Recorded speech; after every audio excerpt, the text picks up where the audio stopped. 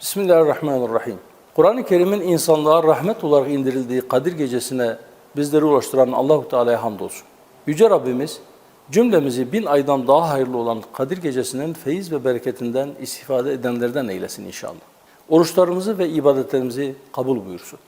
Bu mübarek gece biz Müslümanlara en büyük emanet olan Kur'an'a sahip çıkma sorumluluğunu bir kez daha hatırlatıyor.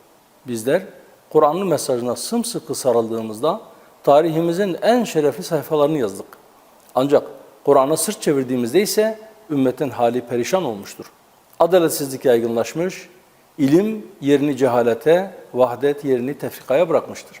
Bugün İslam coğrafyasında akan kan, mazlumların feryadı, Kur'an'dan uzaklaşmanın bize ödettiği ağır bedellerdir.